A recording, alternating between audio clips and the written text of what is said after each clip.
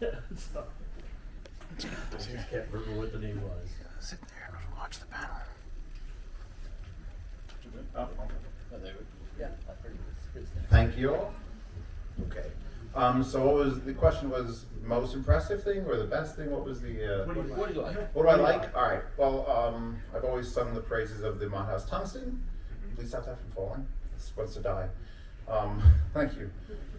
I got to hear that on a couple amplifiers that are a little bit out of my price range. Mass Kobo. I plugged my what's an IM I'm testing into it. I've listened to it all weekend. And as soon as you plug into that Mass Kobo, what's the numbers? 465. 465. So if you want to know if $17,000 actually sounds better, that's the one to test with. You sound almost disappointed. It is. God damn it. It's one of those things that's like I'm not as you supposed to move, it like moves that shit. overly expensive things, but sometimes it just works. So it's blowing my mind. Oh, and one of the surprises is I was listening to IMs that I actually went and got the Spirit Torino IM, and it's good. It's real good. So yeah, those are like the three things that I kind of knew was going to be good, and I still have a couple more to listen to if I can run there after this panel. So hopefully those will also stand out. Hopefully, before everyone starts packing out. Yeah, that Mass Kobo 465 is absolutely incredible. I really would love to sort of get that at home and Put it on the and, measure it as well, hopefully. One has tungsten as well. In terms of new stuff, for me, actually, the standout was the Austrian Audio Composer. That headphone's really interesting. I really like the sound of that. And it's also one that, as well as sounding good, is actually built really nicely in terms of comfort and thinking about the ergonomics and stuff. So that was probably my highlight. If you didn't get a chance to try the Mott House Tungsten, that's also one which, whilst insanely difficult to drive, from a value standpoint, is exceptionally hard to beat. Yeah. And these. Oh, you've yeah, done those. an absolutely fantastic job on the Omegas as well. Thank you. that's Omegas one with thin pads. I want to see it. Sure. Thin He pads. likes them. I like them. I think they're fantastic. Definitely a big standout for me at the show. Okay, the Mass Kobo is fantastic. I can't afford it, but it sounds No. really, really good. You know, for an amplifier, it's like just and he's not even running it off like a high-end DAC, top-end Yeah. DAC. It's just enough. So that, but one thing that I think has been severely under talked about was the Odyssey MM100. I've got the MM500 at home and I've really liked it, especially listening to tracks and albums that were mixed using that in the production. And the MM100 is very shockingly close to the MM500, only it's even more comfortable for my head shape, which is kind of everything I would want at that price point, to the point where, dare I say, it might dethrone the Sundara for me in that budget planar range. So that is something that has been severely under talked about, and I definitely suggest listening to the MM100 if you haven't had the chance yet. Well, I was live streaming for 2 days straight, so I didn't really get an opportunity to listen to too much, but I should have a HE1 listening session tonight, which I'm excited about. That's good. So that should be fun. And then, yeah, a couple other quick sessions probably as I'm closing down the rest of my equipment and getting it packed up. So, and then the main highlight for me for Canjam is always just like talking with you guys and meeting people and seeing friends. That's really what I enjoy the most. Yeah. No, well, he's gonna do the question. Let's pass it back. Unless you want to ask Yeah. the question on the mic. No, they're just gonna, so it basically. I just see a hand right there. Yeah, there you go. So, couple of questions. First is a quick one. How did people like the T+A Solitaire P? Because I found it really comfortable and it was really, it sounded great. The other question, in general, how do you form impressions at a show like this? This is my first Canjam. And basically, unless I do an AB side by side, all that I can say is this thing sounds really good, and I really cannot compare it to something else. Are there any tricks by which you guys are able to judge how good something sounds when you're not doing an AB? So the question was, two questions was how we feel about the T+A Solitaire P, and how we form show impressions, kind of how we compare things without being able to do direct A/B. Now, I haven't spent much time with the Solitaire P. I've heard it at a few shows around. I think you've probably heard it a couple times too, yeah? Yeah. So maybe that would be a better one for you to answer. I'll answer the second one, then I'll pass it over to him. Show impressions are very difficult. You know, you're in a live, loud environment. There's a lot going on. And it's always hard to know how much you really love something until you spend time with it at home. But it's a good way to get a first kind of impression of the comfort of the overall sound signature. And then you can kind of expand more on that once you have it a more quiet environment. But really, it's kind of hard to be able to have a completely formed opinion on something until you spend more time with it again and again and again. And the more you do shows, the more times you come back to these, and I'm sure we'll see your face here again, I hope we do, you'll start to pick up on it more and more. More than anything, it's just, listening experience and the time you spend with it. And if you want to expand on all that, and the headphone, and so do you. Yeah, in terms of the Solitaire P, so I slightly prefer the P to the PSE. I really like that headphone. There's a lot that I think it does really, really well. It's exceptionally detailed. The build quality on it's absolutely fantastic as well. The one thing I'm not super keen on is that there's something in the mid-range which is a little bit unnatural to me, but in a quite enjoyable way. It's almost a sort of ZMF-esque effect there, where it's like colored, but in a way that I quite like. I don't know that I would necessarily spend full retail price on it for me personally, but I do quite enjoy that headphone. In terms of listening to stuff at shows, it's always going to be a little bit limited.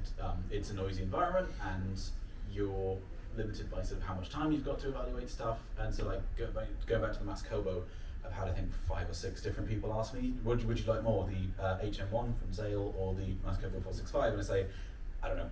I need to get them home. They're both here, but I cannot tell you which one I like more, because just in the time between walking from one booth to another, let alone factoring in the fact that it's a very noisy environment, and I also can't listen to exactly the same song on each one. It's limited. Use these shows to basically find stuff which you like or dislike. The nitty gritty details and the AB stuff, you kind of have to do that at home. These shows are great for weeding out the stuff which you don't like and finding things which you go, this sounds good. But once you get to the these two are close, you can't necessarily decide on that at the show. You look like you got something else. Yeah, I had one thing come to mind. Warwick Acoustic did that sound booth here. I'm sure you guys saw that. That was great. It's great, isn't it? Yeah. I would love to see more companies set up things like that, because that was the best way to get an impression of anything at the show, because you go and you shut the door and it's just like that. Munich Super had, quiet. Yeah. Here, go for it. Yeah, Munich, if you went to the Munich show, which is not specifically a headphone show, but every company there had a booth that had an entire room that you close the door and it was dead silent. And I feel like this show would benefit highly from that. Yeah. I don't know if they could set it up, I don't know if you need a different venue, but that would be the ultimate way to do any of these listening sessions. Because I remember going to Munich, they closed the door in the Stax booth and you were just in there. That helps a lot. And there was nothing. To answer your question about the T+A, I heard it at another show. And I don't really 100% remember my thoughts on it. I know the price, and I know the build, and I know that they come from a 2-channel sort of world where everything is a minimum of $35,000, $40,000 to for a power cable. So I think their prices are still a little bit higher than most people in the headphone market are looking at. So I think if they were to sort of edge that down to sort of compete, because right now they're just above everything by quite a large margin. Because that's just what they have to do. And I think if they got one down to the $3,000 range, I'd consider that as something that people would actually be looking for a headphone. You have to really know the T+A, I forget the model you mentioned, the Solitaire P. If you listen to it in a quiet environment, you want it, it's whatever you're worth paying for it. But I honestly, with all the other competition, it's so hard. As far as listening to things here at the show, I find myself going a lot more towards IMs now, because you put them in your ear and tends to shut off the rest of the room. So headphones are real hard to assess. And you were saying about ABing, and I carry around my own DAP with my own music, and I try to power everything I can with it, because I trust an iPad with a few things, but then they're using a DAC you don't know, they're using an amp you don't know. So just cut that stuff out, use your own source. And then I always carry around a trusted set of IMs. So if I want to listen to a source gear, I know what this IM sounds like. I have it on my player. Now this, now this, now that. So I can do my sort of small AB, at least from known entities. And then if you want to know in depth, you're going to have to just take it and put it in a hotel room and just spend hours and hours with it. But that's the only way I can figure out is to bring a source and bring a reference up for yourself. Software's Twilight for an IM is usually what I go to. And then, I have a little Shanling DAP that's just good enough for everything. But yeah, that's my basic go-to. Okay, well, originally I didn't think I had an opinion on the headphone because I didn't understand what headphone you were talking about until he talked about it, and then I realized, okay, you're talking about the T+A between the new one and the old one. I did some listening at a previous show which was a hi-fi show, so they had a separate room, so it was a little bit quieter. And the higher end one has a little more detail, but the reality of it is you cannot do final evaluations at a show. What you're doing here is you're getting an impression. What's much easier to evaluate is whether you don't like something. You pick it up, put it in your head, and it's doing something that you just hate, then you know that's not something to consider. My other thing is on the A and B test. A and B tells you there's a difference. It doesn't tell you what sounds good.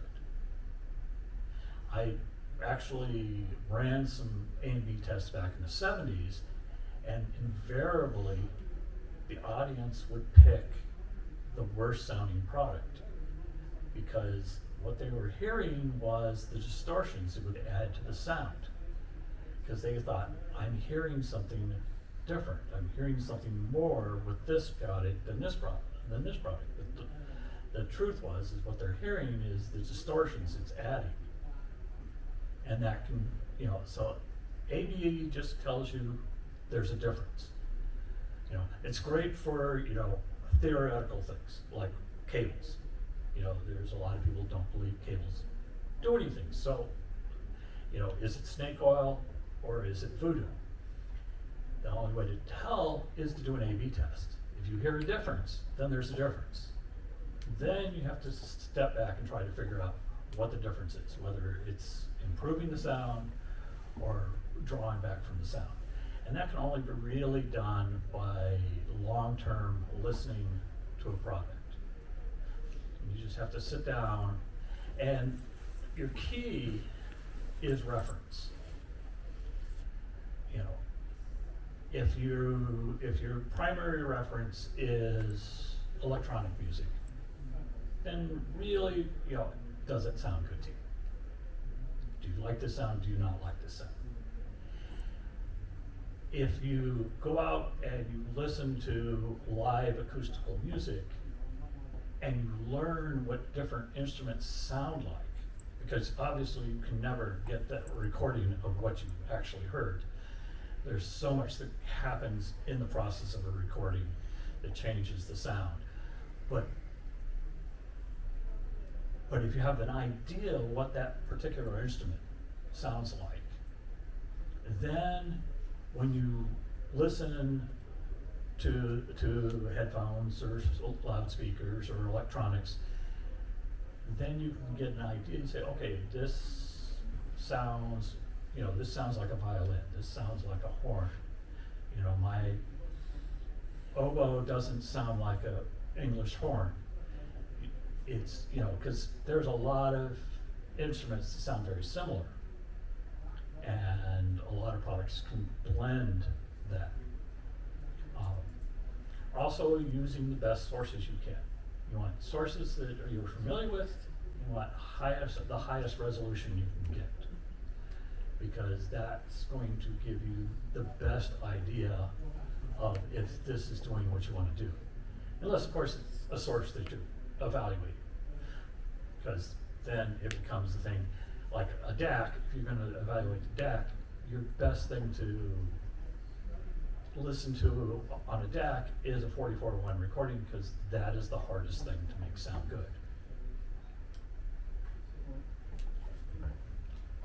Next hand up.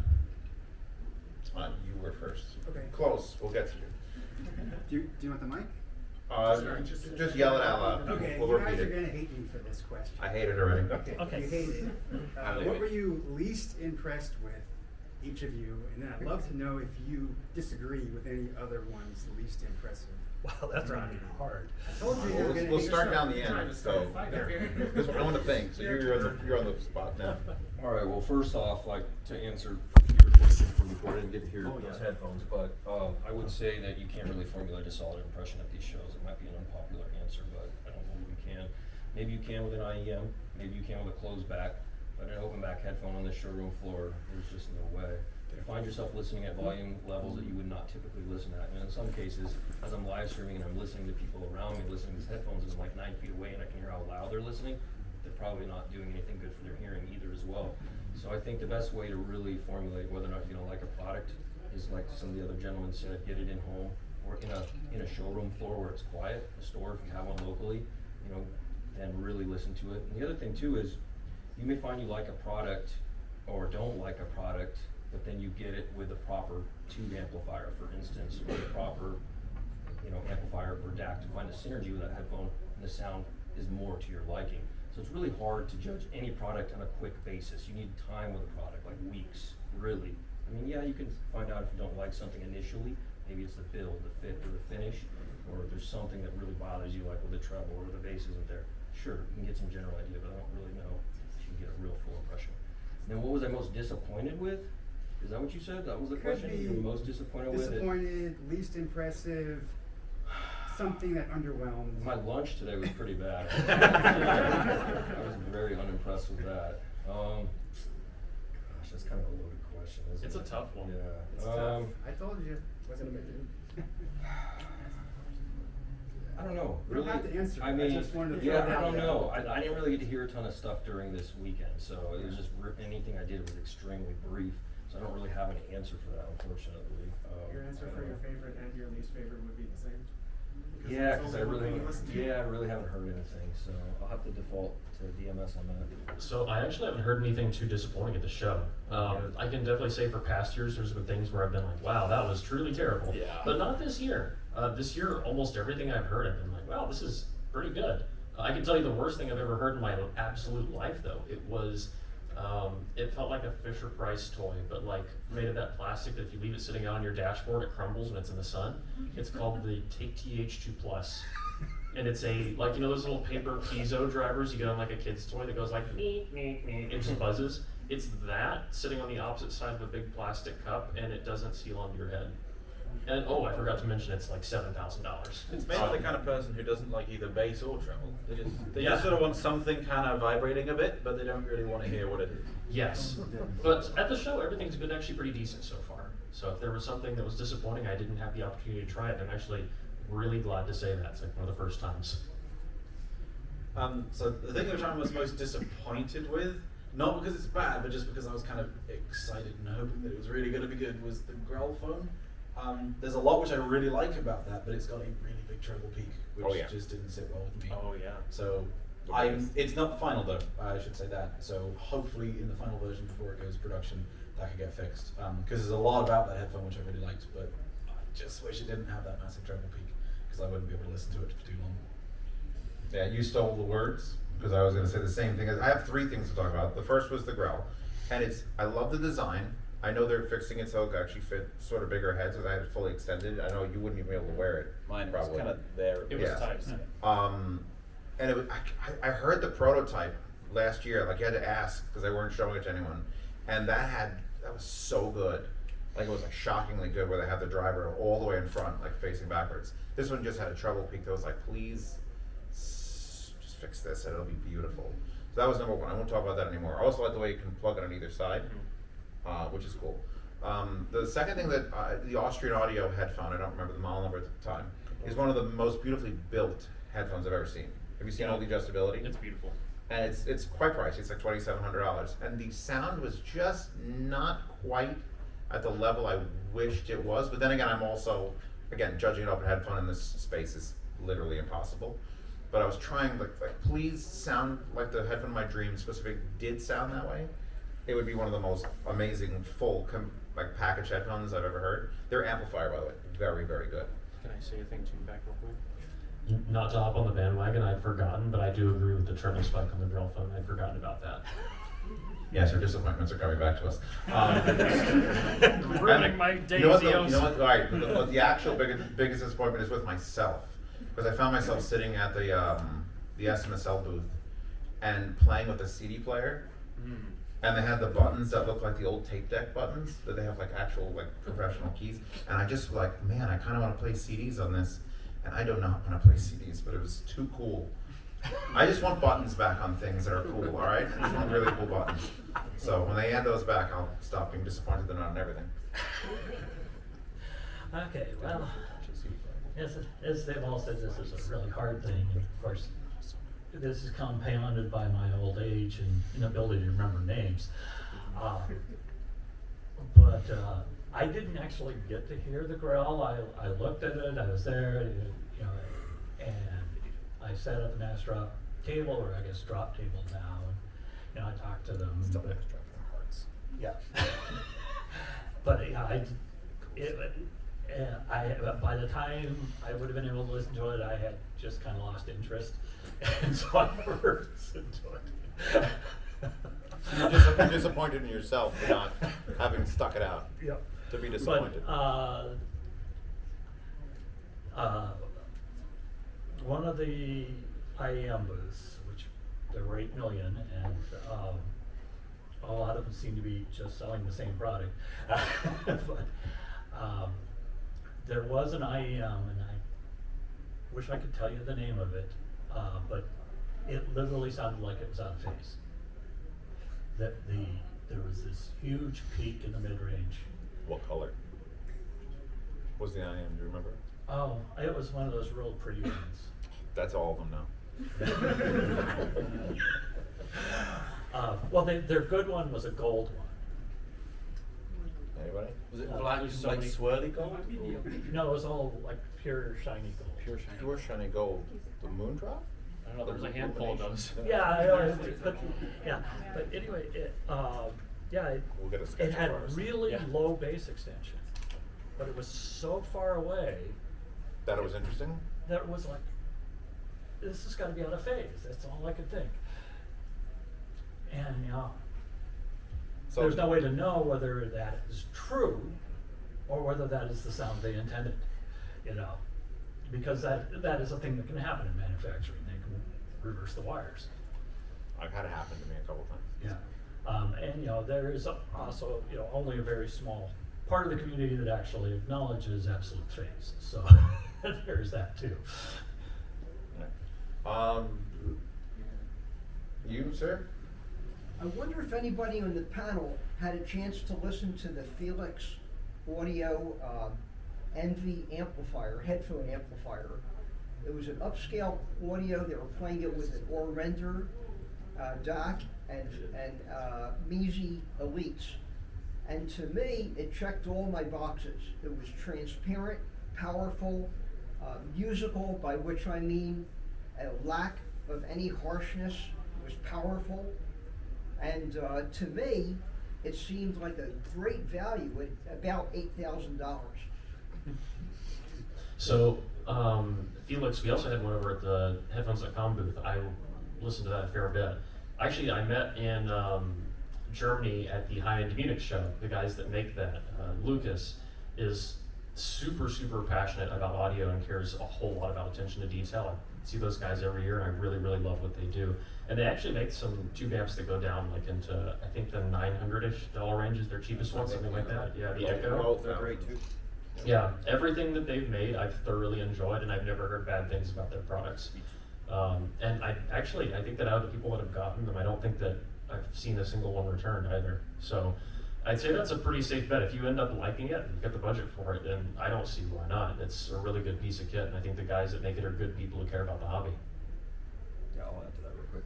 I didn't get to hear that piece, but I would agree that Felix, I've got to audition several of their other amplifiers, and they're fantastic. They're well made, and I enjoyed every one of them. And they all have different sound signatures, so if you like that signature, you got the bones to spend, do it. I saw you last time. Yeah. So, for context, I like to refer to my listening experience as everything sounds good-itis.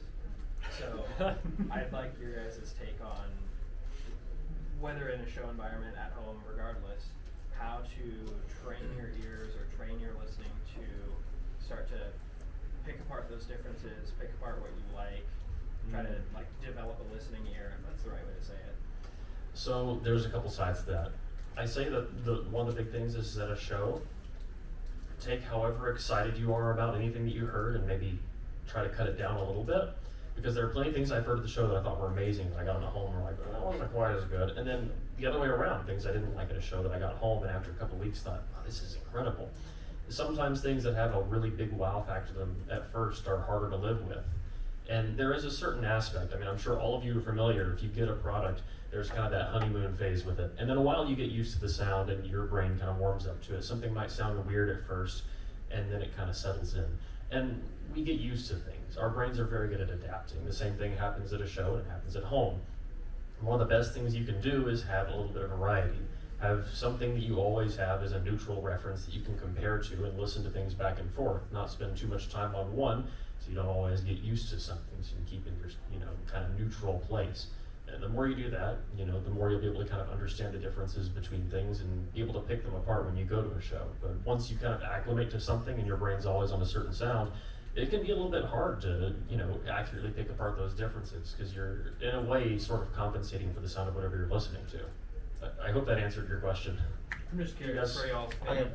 go that way first. If you have anything. Sure.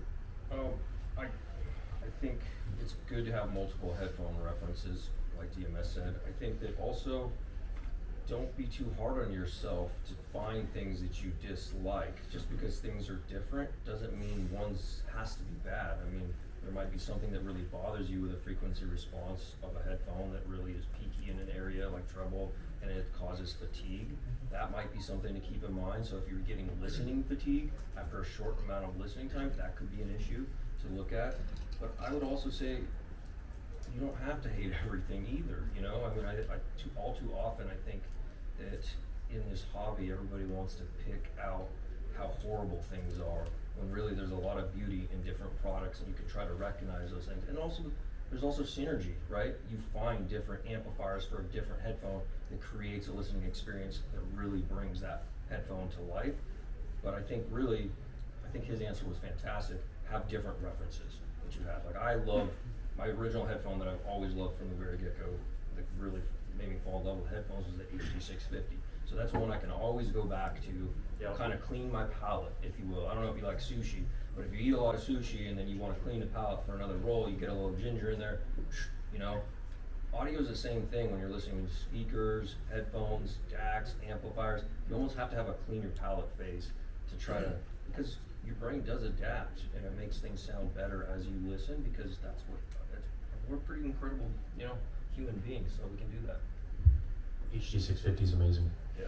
HD650 is good.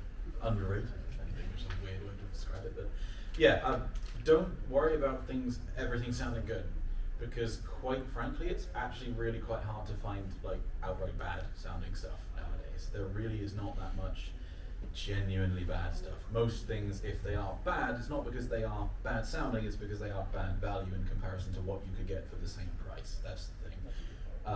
There's a lot of products which I can think of which, whilst they sound very good, and if someone just plonked it on my desk, I would be very happy to listen to it all day, I certainly wouldn't pay full price for it. So that's the first thing. I mean, sorry, you historically have gotten a lot of flack for liking too much. Oh yeah. Which I always thought was kind of weird because, as I said, it's really quite hard to find stuff which I listen to and go, I don't want to spend any more time with this because I'm actually crying a bit. Are you crying good or crying bad? Crying bad. Being upset. Sad crying. Yeah. But in terms of the sort of evaluating stuff, sounding different is not the same as one thing sounding good and one thing sounding bad. And sometimes that is a case of listening to two things, and there will be a specific aspect which one thing does better than another. Maybe one headphone stage is bigger than another, but the other one is more resolving, for instance. And in that case, it's down to your preference as to which you like more. It can still be good at both of those things. So don't fret too much about that. But also, kind of coming back around to the discussion earlier, it also can be ironically hard to make evaluations in a show setting when it's this noisy. It's gonna be hilarious. And like you touched on, I definitely have had instances where I've tried something in a show and gone, this is great, and then you get it home and you go, this is terrible. Yep. Or the opposite. So if you're sort of thinking, am I liking everything and is that a bad thing? No, because actually that's somewhat reasonable. The way I look at things is not whether they outright sound good or bad, but if I was looking at spending this much money, is there something else which sounds better than this to me? therefore you determine value based off that. Yeah. So from doing this for 10 years, I could tell you that 10 years ago it was A shit show. 50-50. If you were lucky, it was maybe 50-50 where things were acceptable. And then the top 5% were like, okay, this is the thing. And now it's like, I do, IM reviews on a separate channel, and I have 15 of them a month. And I don't hate almost any of them. There has to be something that comes out and actually physically hurts me before I'm like, all right, this is not good. But everything else, like, it's got its own flavor. It's like, you could have bad coffee. I know Douglas will be over here like, I can make coffee with like 700 pieces of equipment. But you could have just like, okay coffee. Coffee's fine. And coffee that's fine is, you really shouldn't be like looking to hate any part of your thing. If you get it and you're happy, and what I would usually do is I try to ignore the thing, because things get sent to me, I'm a reviewer, and I try to not give them any value at all. It's just, okay, I get to listen to music on this today, congratulations, who cares? Put it on my head, and if it could do one of three things. Nothing, where it's just like, I'm listening to music, this is fine. And then it's fine. Honestly, it's not doing anything wrong. Then there's the ones that make me go, ooh, this does something special. And then there's very rarely, nowadays, things that makes me go, you know what, I don't like this. I don't like the way this fits, or I don't like the way this specifically sounds. And that's really the only three ways I categorize something. If something is okay and fine for the price, for the build, I'm gonna give it a positive review. It hasn't upset me. And the ones that are exceptional I think the ones that are exceptional are rare. Can we agree that that is the thing? Yeah. So like if you get something and you're not immediately, or even after like a few weeks, if you're doubting it, you probably should look at something else. Or you have to just chill and just be like, you know what, do I like my music? Am I smiling with my music? Cool. I found myself dancing to some IMs or headphones more than others. And that's just like a what's it called reaction. Like I don't try to dance, but sometimes I dance. And I'm like, oh, you know what, this might be a better headphone or IM than I thought it was. And then so other things, it was like, I have this, I put it down, I don't want to pick it up again. It's not a luxury for most people to like actually do that. You have to shop and, pick something out. And this show is supposed to be to help you to do that. But I don't think I think time is really the key. You need to spend time with it. You can spend 20 minutes with an IM and kind of know if you like it or hate it. But if you spend 10 days straight wearing it, then you'll absolutely know if you like it or hate it. So it's a difficult thing to associate with the show. It's way easier when you have something at home, because you know how much you are excited to go home and play that video game, or watch a new TV show, or listen to your new headphones. And if you're not finding yourself excited to do that, maybe you need to adjust like where you're aiming, or what your expectations are, I should say. It's like, this is great, but I would really like more low end or more soundstage or more comfort. A lot of times people ignore comfort. There's a lot of talk about, okay, how's the quality of this? But if you can't wear something for more than like an hour with nothing playing in it, that's my first test, by the way, is put a headphone on, play nothing. Wear just earmuffs around the house for an hour. Can you do it? Is it comfortable? Or do you really hate that you're doing this? Because that's a first indicator of like, maybe the music's a distraction to how uncomfortable these are. I love my final D8000s in terms of how they sound. I can only wear them for a maximum of an hour. Yeah. I mean, the one more Trident headphones were fantastic sounding. Absolutely the most uncomfortable, like headphone, just clamp and pad, and it was like, oh. So I wouldn't recommend those. I could tell people I like the way they sound, but I wouldn't recommend them.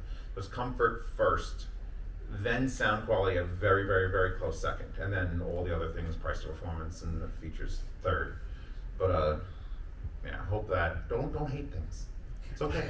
It's okay to love everything. It's just free love and money, man. Just go for it. Sounded to me like the question you're asking is how to train your ear. And the first thing you need is to listen to a lot of music.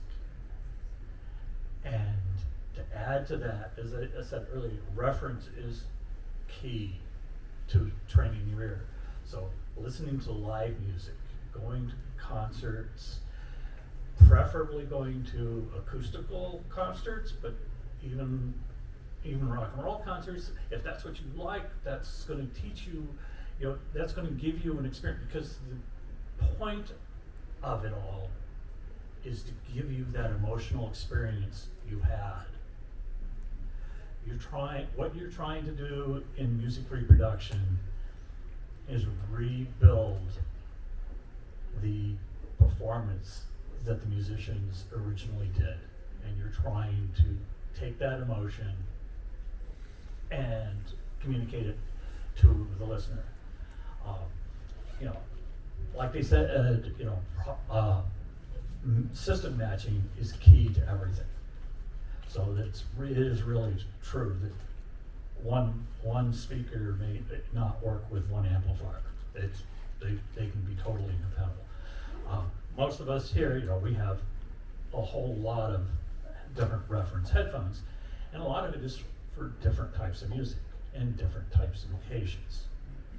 There's a lot of headphones that are just really fun to listen to. They're not going to be the most accurate headphone in the world, because that was not the design that went into that headphone. HE1000, incredibly fun headphone to listen to. It's very detailed. It's got a really warm bottom end. It's very forgiving. It will not give you a bad experience unless you have just the absolute worst recording ever. And then there's headphones that are it's just ridiculously articulate. The Dan Clark Carina, 1266.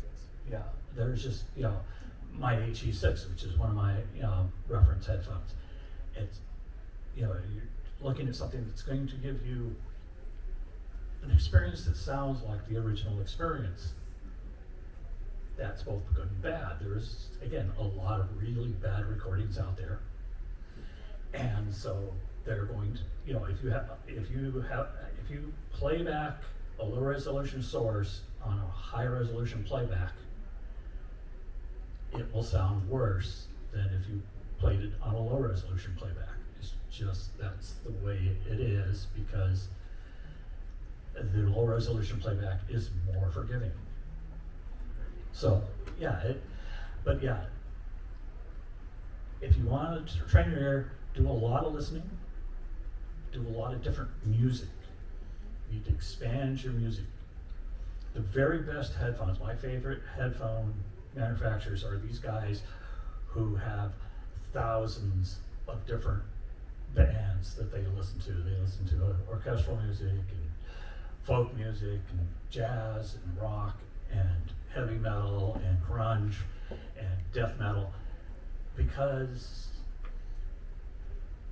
if you focus on one type of music, then your headphone is going to produce that one type of music. And if you have a wider focus, then it's going to make more stuff sound good. And again, there are certain things you can be taught. Most of us on this end of the business were mentored by somebody. So there's certain things you want to do. It's a lot easier in the 2-channel world to do these things. Headphones have a lot of unique issues, and one of it is that we don't record anything for headphones. If somebody was putting out binaural recordings, headphones would be the perfect playback system. Nobody's doing that. But Soundstage is a critical thing. Learning to hear the walls of the room, the spaces between the instruments, the placements of the instruments. Hearing an orchestra as individual players as opposed to an orchestra as just being one large instrument. That's, these are only things you can learn. It helps to have a mentor to help you with this. You can obviously read, high-end magazines, learn stuff from there, but listening is what's going to teach you the most, and that's what's going to really grow your ear. And you're not going to start hating stuff. You're just going to realize, oh, this is doing this better. I'm really one who believes in never doing a negative review. If I don't like a product, I just won't review it, because that serves no one. My job is to communicate what I heard to the audience so they can decide whether that's what they want to hear. All right. brown shirt. KT88. Yeah. Me too. Question for each of you on the panel. If you have, suppose you have an opportunity to sit down and listen to a new piece of gear that maybe you know very little about, how do you decide what music you listen to? Perfect segue, like what are you going to listen to on HE1 and why? And I'd like maybe from each of you a specific example of a song that personally moves you, or last thing that made you cry, or whatever's on your mind, just what are you into? The last thing that made me cry is my daughter. She does that pretty regularly. She's like about 5, so she has her ways. But I love her, obviously.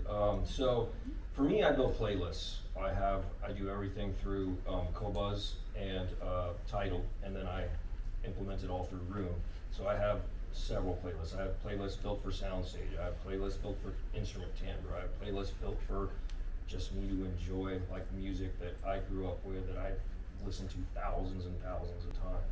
I mean, anything from Grateful Dead to Thievery Corporation. I mean, classical, in between, long, it doesn't matter. I have, just an abundant amount of music, which I'm sure all these gentlemen do as well.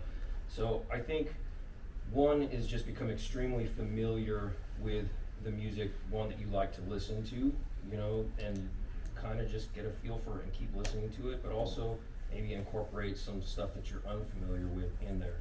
I don't put a bunch of country music into my playlist. I'm sorry if you're a country music fan, but I do put some folk in there. I listen to Grateful Dead. I listen to all kinds of other stuff.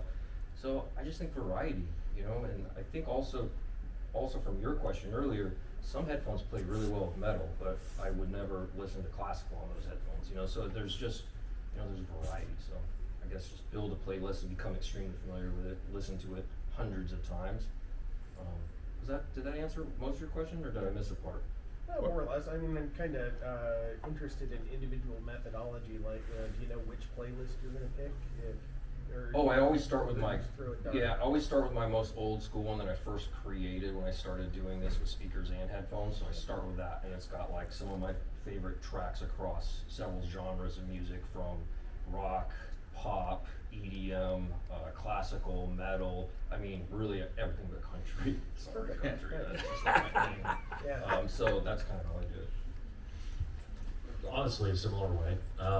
I have a collection of CDs. The reason is because my music, for some reason, I'll go onto a streaming service and I'll click on it and it'll say this track is unavailable for streaming. I see some people laughing at that. You guys have probably experienced this at least once, yeah? Yeah, right.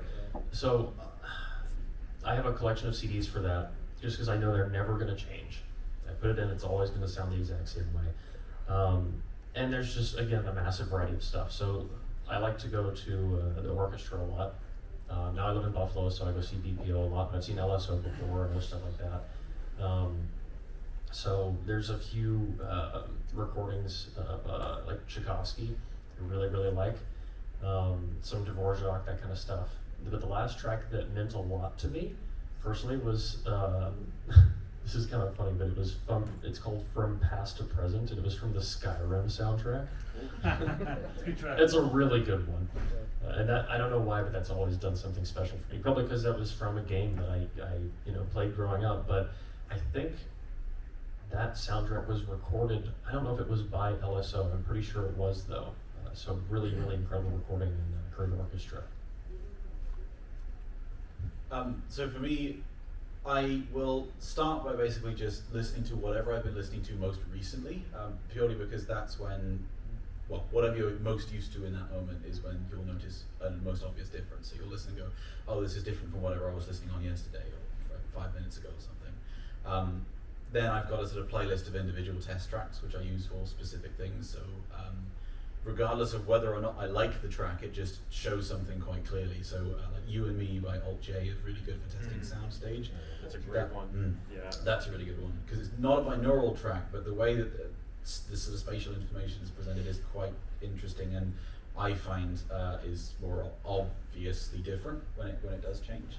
And then things like Another Case by Tora for sort of testing basically bass control. I'll usually start by testing whatever I think is usually most limited by a particular product category. So for DACs, I find that Soundstage, and for amps, I usually basically stress test it by plugging Susvara into it, which is pretty hard, and putting something really bass heavy on it and seeing how it does. because that's the first thing that sort of weakens a bit. And then with headphones, it's usually vocals, which that I don't have a actually specific track. I'll kind of just go with whatever I've been listening to at the time. The tricky thing is, I don't use a specific set of tracks for everything. I'm a sort of a big believer in you should be enjoying the evaluation process rather than just listening to a specific thing. So whilst I do use some test tracks, most of the time I just have a sort of collection of 10 to 20 songs which I'm listening to in one moment. And I usually share those GoldenSound.audio/Discord, and you can listen to them there. Yeah, so I don't have a sort of specific test playlist. When did you cry? But what? When did you cry? When did I cry? With the cry thing. What was the cry bit? Which made you cry last? Just a specific song example, last one that made you cry or something. The you're one really that gets me enjoying. the most, and I don't really know why, is it's from the Howl's Moving Castle. It's the Merry-Go-Round of Life, the Grassini project recording. Yeah. That's absolutely fantastic. Quite like DMS. I try and listen to sort of live music a lot. I'm not a fan of sort of live venues where the music is going through a sort of audio system, so like rock music and stuff. But I'm from England, and there's a place near me called the Basingstoke Anvil where there's orchestral renditions a lot. So I go there every couple of weeks or so, and then a place near me called the Grange where once every 3 months or so there's a sort of jazz festival which I absolutely love. And that sort of going on the point of sort of having a reference point keeps you sort of fresh in your mind of what particular instruments actually sound like, so that then when you go and listen to audio gear you can determine how close that actually is. Although on that note I would just mention that sometimes being as close as possible to real life isn't necessarily the most enjoyable way of having something. There are plenty of instances. Especially with horns. Yeah, that's true, especially with horns. There's a lot of headphones, so like I've actually got a video going up on the ZMF Atrium soon, and that's a headphone which has sort of been interesting for me because it doesn't sound realistic. I don't think it's a headphone that has sort of accurate timbre. It changes and colours things quite a lot, but I found myself reaching for that headphone more than anything else recently because it changes things in a way which I really like. Okay, so evaluation playlists, let's do this. Usually I'll try not to even pay attention that I swap to a headphone I'm evaluating. I just go about my day, like I'm just listening to the music I normally listen to. It's on shuffle. I have roughly 28,000 songs that are just in my personal collection. You know, I don't use Rune. I'm an old school foobar guy, which comes into my next segment, was when I do a sound demo, because I've been famous or infamous for doing sound demos, which are no longer on YouTube because YouTube has lawyers, way too many lawyers, everyone else has lawyers. But I put them private, and what that allowed me to do is now I can pick any song I want to demonstrate a headphone or a speaker. And I did this a couple months ago, and I noticed this one thing. I would be listening to my entire playlist, 30,000 tracks, and I'd be like, ooh, on a headphone, this sounds really good, and I'd move it to a playlist, I'd move it over. And then I had the same exact thing on the speaker testing area, because it's 2 different areas. And oh, this is good, and I move it there. And when it came time to pack up for, I think, the London show, I went to those computers, and I individually took those playlists, and I put them into a single SD card to bring with me. And there was 170 tracks, and only 3 of them were the same.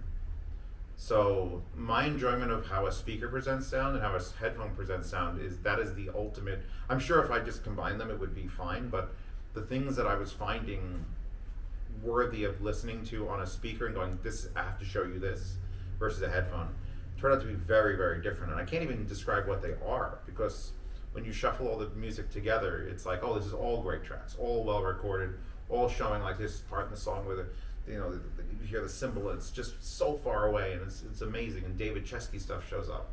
So I don't try to listen to just those tracks when I'm assessing things. But if a headphone or IM or speaker shows me something that I think is like, wow, I need to hear this again, I sort of save it to that playlist. It's like, okay, that did something special. So, it's grinding down 20,000, 30,000 tracks into like 100 or so tracks that have just done something. And it doesn't even have to be like specifically a sound, it could just be a sound. We'll sort of filter it out. And that's, if I need to just assess something really quickly, it'll just be that playlist, we'll go through it. And Can I just say, it's great when you find a track where like just 10 seconds of it is all you need. Oh, Go yeah. listen to the 16-bit remix of Hollow by Bjork. I'm not going to say anymore. Just go listen to it. Yeah, 16 rhythm. Well, that's Listen to another the thing. first 30 seconds or so. Once I had that playlist on my portable, which is here with me, if I go to a booth, someone just think I'm a crazy person. It's like 7 seconds of every song, next track, because I've listened to those beginning 7 seconds that I know what's happening so many times that it's just like I know instantly like how this is behaving, how it's doing the bass, it's like I don't have to listen to more than that for just assessment purposes. I want to listen to the whole song, obviously, but here I want to hear the most variety of this is country. Here's the thing about country. I also am not a country fan, but there's some songs that are just too. I don't know how they're so well recorded. Down by the river to pray from I know what you're talking about. Yeah, I know what you're talking about. Oh, yeah, from My Brother Arthur is just a beautiful song. Almost gets me to cry, but the last song that made me cry was actually we're at a house, and there's a pair of speakers there that I had set up, and it was the Young and Beautiful DH Orchestral from Great Gatsby was playing in it. And a thing that makes me more emotional is I can't cry to a quiet song. It's got to be loud. Now, if you're gonna play loud headphones, it's sort of like you can't do that often. But loud speakers will get me every time. It has to sort of be overwhelming. If I'm overwhelmed by just the impression of a sound, even if it's a song I haven't heard more than a few times, if it just feels like the weight's on me, then I'll get the tears going. And there's a couple songs that used to do that to me, and I've overused them, and now they're just nothing. That's the worst part is when you listen to a song that really gave you an emotional impact like 3,000 times, and all of a sudden it's like, not anymore. So it's nice to find a new one. I want to get his opinions on this. Can I ask a follow-up question to what you just said? Sure. Sure. Because that was what I was going to lead into. Okay, so this is a complex question, actually. Putting things into perspective, I have 20 terabytes worth of music. Now, admittedly, there's a good portion of that that's high res, so it uses a lot of space, but I have a lot of 44.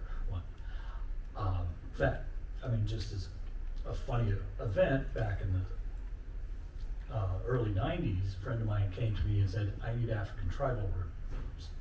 He never said, do you have African tribal? He just comes up and says, I need African tribal rhythms. So that kind of is my musical taste, is everything. For the show, like coming here, there's 3 or 4 songs that I use here. On the other hand, for evaluating equipment, I always start with something I have never heard before on Qobuz. I just go to Qobuz, start picking new releases, and start listening to them. It tells me a lot of things. One thing is it makes me listen to music that I don't normally listen to, and so it tells me whether the headphone works with that music, but it also tells me whether that's music I want to listen to. And then I have a playlist of about 40 songs that I have as my basic evaluation song list. If you want to hear that list, if you have Qobuz, you go to MRHiFiReviews, search for that playlist, and that has everything that I've used for evaluation on HiFiAudio.Guru, which is my 2-channel site. But yeah, the primary songs I use, and I actually wrote some music reviews explaining why I use these music. But the primary tracks I use to fine-tune my evaluations are Genesis's Can Utility, and that's on Foxtrot album. And what that does for me is, yes, it's a rock music, but it's very well recorded. It has subsonic bass. It has triangle competing with a full band going full bore, and a lot of different guitars. So I have a whole range of different things that I can hear, and it's a piece of music that I'm extremely familiar with because I've been using it for 50 years as a reference track, pretty much since it was released. So that helps me a lot. Then there is Robert Shaw's performance of the Firebird Suite, which was an old Telearch recording. My preference is to listen to, I have a 2496 vinyl rip I did of the album, because the basic CD release is 44.1, and there is a passage that literally gives me chills off the record, even though the record was actually recorded digitally, and funny enough, only 8-bit, but it was 64 tracks of digital, so it's a very high resolution. And then, that tells me a lot, because it's a very complex piece. There's a lot of different similar instruments playing competitive melodies. And that tells me a great deal about what a speaker will do or an amplifier will do.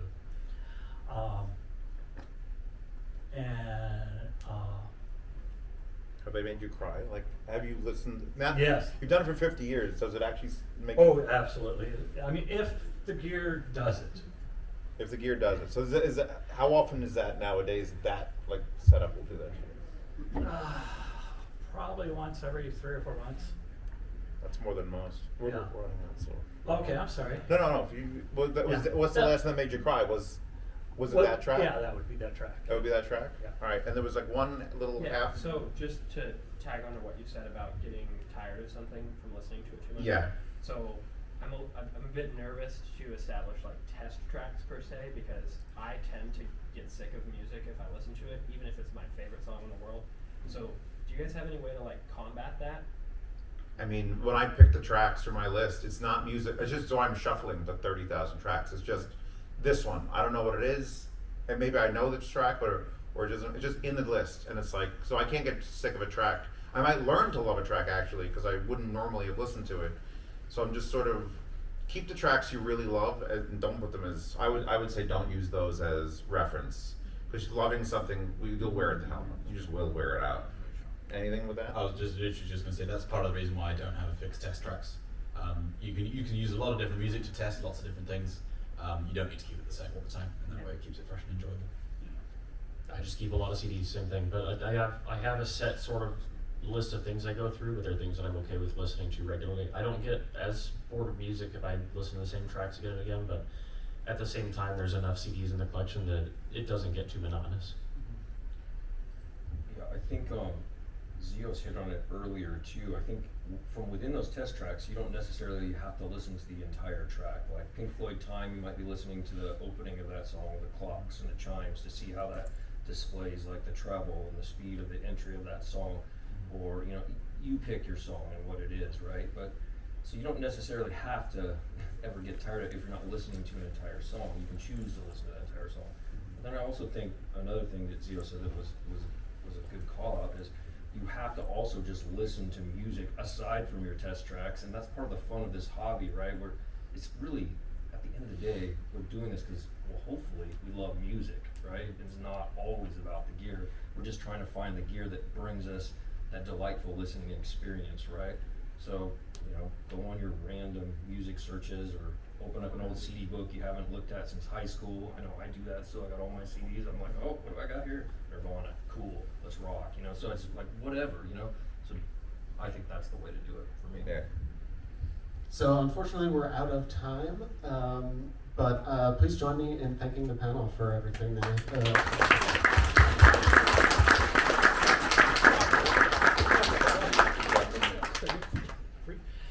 All right. All right. Good? Thank you. Good. Thank you. I hit the road. I get to take that video where it fell over how many times? I appreciate you standing it back up. No problem. It's gonna be a thing. Those are gonna be they're gonna wake people up that are sleeping watching it. We need a 3D printer too. No, they actually have a stand. Then it's got a 1/4-20 mount on the bottom. So well, everyone, I hope you enjoyed that. I hope you could hear it. Welcome to the Zeos second channel and this 59 minute and 30. I got a quote for 30 more seconds. I gotta get an hour. Gotta get the full hour.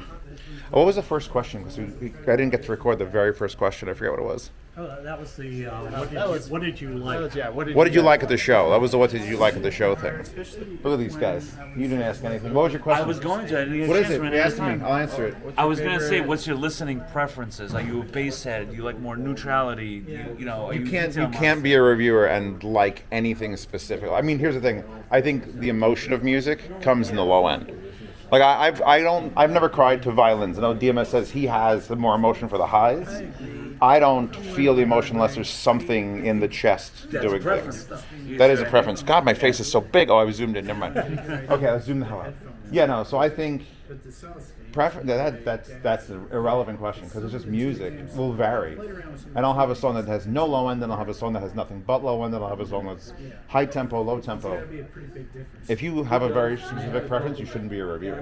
Right. That's just what it comes down to. Because it's like this doesn't sound good on country music, Right. and then it's like, well, then nothing's going to sound good if it doesn't work on country music. Anyway, that's it. I have an idea for it. So Show me this headphone idea. This is the end. The second channel videos. This is exclusives. Go for it. Okay, so this is a planar magnetic headphone, right? Yes. So there's a single diaphragm. Correct. I've listened to Pioneer SC700s, which are piezo headphones. Yes. Do you think you could make a piezo planar magnetic headphone? Only one way to find out. By the way, I'm going to kill this man now, build this headphone, and I'm going to be a billionaire. Billionaire. No, that's the thing. Like, if you're willing to experiment, you could just do anything. Like, you could keep that headphone as clean as you can and then just add a thing. I don't know. I don't know how you'd even go about that. That's a job for an engineer. Piezos are hard to work with, so I mean, they would only have to have engineers. Then you can charge thousands of dollars for it because it's such a pain in the ass. But all right. There you go. I actually met somebody in Munich who watched my videos as like a stoner in high school, then decided I want to go to as an engineer because Zeos says headphone. Then he met him at Munich because he was displaying his own show. He had his own room filled with like the strangest like vinyl laser reader. Like it was insane, like the amount of tech he put into it. And I'm like, you started this from watching my channel, and then I realized I've been doing this for 10 years. And so, oh yeah, someone could actually go from high school through 6 years of college and then be at a Munich thing after 2 years of starting a business. Yes, you have a question from a fan. Hold on, wait. Let me switch this around. Ask Z what his favorite strip club is for me. I can tell you which one isn't my favorite strip club. The library. I got ripped off at that place. Let's move. So, Canjam is officially over. I'm gonna wave. I'm gonna wave to people. Are you going to the bar? We're going that way. You're going to the bar. I'll be at the bar in 5 minutes. Sir. Sir? How was your can jam? Did you jam? Were your cans jammed? I could have jammed. Did you? How was business? Did business work good? I think so, yeah. You know what? Canjam's just awesome because it's like one of the few times a year we actually get to see people in real life. Are you going to the Denver, not the Denver, the Dallas one? We might attend it, but we're not exhibiting. We're going to exhibit at the New York one. Yeah, New York and this one are the big ones. I feel like Dallas is going to be like a passing phase. It's like it takes a lot out of us to do these things, so we're like... both phically and monetarily. Yeah, exactly. So there you go. You can't do everything all at once. Physically, mentally, and monetarily. So I want to wave to. I'm going to see Golden because he's going to probably end up back at the house. But I got to wave to my shorter, skinnier friend. You at the beachfront? Yeah, you should have come by, man. Actually, we still have it tonight, but we're going to be packing up at some point. I'm going out with Constantine and Blaine for dinner tonight. Nah, they're not cool. We're the cool ones. I'm sure you're partying with them. Oh man, we got yelled at last night for just talking. Yeah, it was like 2:30 in the morning. We were loud. And you're like, no, you guys are yelling though. Yeah. We're just talking.